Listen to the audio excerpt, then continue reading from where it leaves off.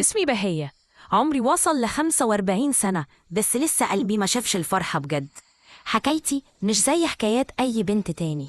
كنت البنت الوحيدة في عيلة على قد حالها، عايشين في بيت بسيط، 3 أوضة وصالة ضيقة، بس كان مليان بالدفى. أبويا الله يرحمه كان زرع فيا جنينة صغيرة، بيحبها أكتر من روحه. أمي كانت ست طيبة، بس إيدها في الطبيخ متبهدلة خالص، بس كنا بناكل وراضيين. الناس من صغري كانت تقول بهية دي عقلها ثابت، سنها ب20 سنة، وما كانوش بيجاملوا. كنت بحس بكل حاجة بعمق، الفرح، الحزن، الخوف، وحتى مسؤولية البيت. ولما كملت 32 سنة الدنيا اتشقلبت.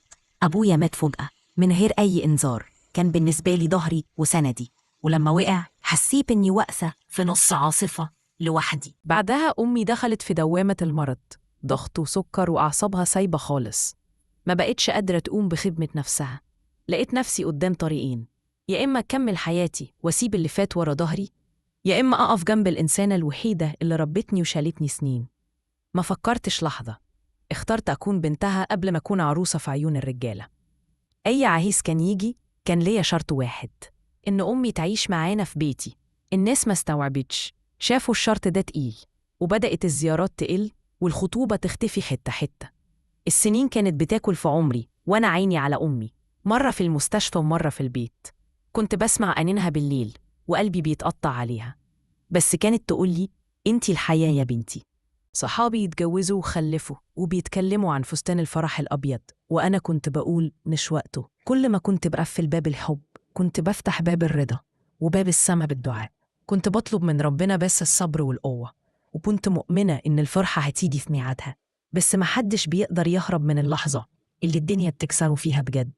الصبح كان برد وسكات، وأمي ماتت اليوم ده. وقفت في نص الأوضة وعيطت زي ما عمري ما عيطت قبل كده. بقيت لوحدي، لا أب ولا أم.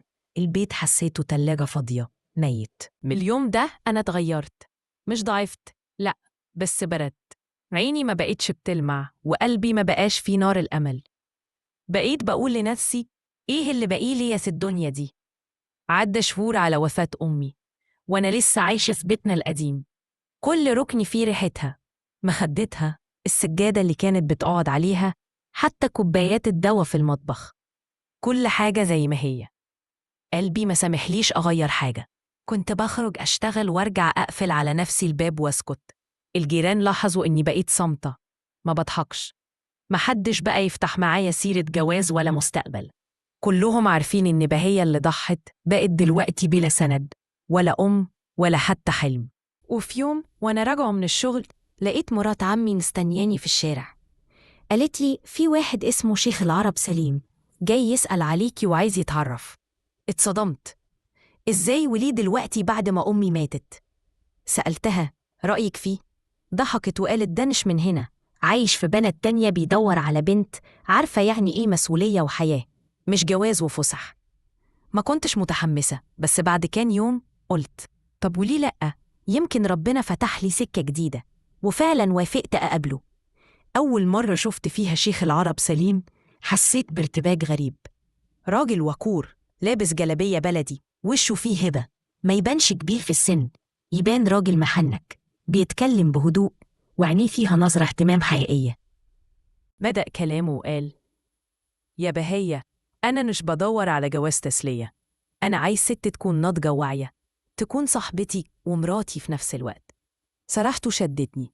قال كمان: سمعت عنك من الناس، قالوا إن بهية ضحت بمستقبلها عشان أمها، وأنا مؤمن إن الست اللي بتوفي لأهلها هتوفي لجوزها.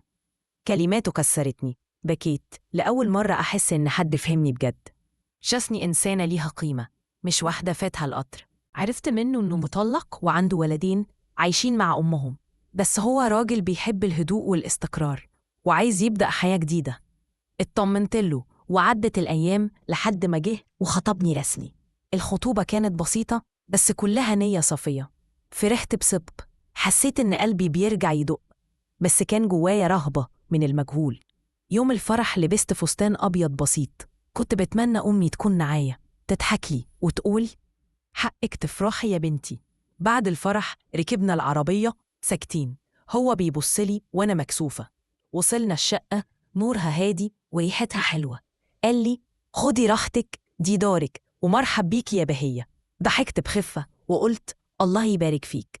دخلت أغسل وشي أبص في المراية وقال لي بهية اللي كانت عايشة لأمي دلوقتي ست متجوزة وهبدأ صفحة جديدة. رجعت لقيته بيشرب شاي وقال بهدوء مش مستعجل على حاجة، خدي وقتك وراحتك كلها معاكي. الكلمة دي ريحت قلبي، ما ضغطش عليا، بالعكس حضرني بالهدوء والصبر. قال لي أنا مستعد استنى سنة لحد ما ترتاحي. دموعي نزلت، بس دي كانت دموع أمان. ولما قرب مني الصبح صحيت على ريحة القهوة، لقيته بيقول صباح الخير يا بهيه، النهاردة بداية جديدة. ضحكت وحسيت بدفى. من يومها بقينا بنتكلم كتير عن حياتنا وماضينا ومستقبلنا. كان بيحترمني وبيسمعني وبيقول لي اوعي تعملي حاجة انتي مش عايزاها. بقى صاحبي وسندي قبل ما يكون جوزي. اتعلمت إن الصراحة والاحترام هما العمود الفقري لأي علاقة. بينا بقى في تفاهم وصدق، حتى لما الصعوبات تيجي بنعديها مع بعض بإيد في إيد. شيخ العرب بقى مهتم بيا، بيخاف عليا وبيفهمني من غير ضغط. بعد سنين من الصبر حسيت إن ربنا عوضني، مش براجل بس، براجل حقيقي في حنان وسند وتقدير. عرفت إن التضحية اللي بتطلع من قلب صادق ربنا عمره ما بينساها. أنا بهية اللي ضحت ربنا عوضها بحب وبأمان وبحياة فيها راحة ورضا.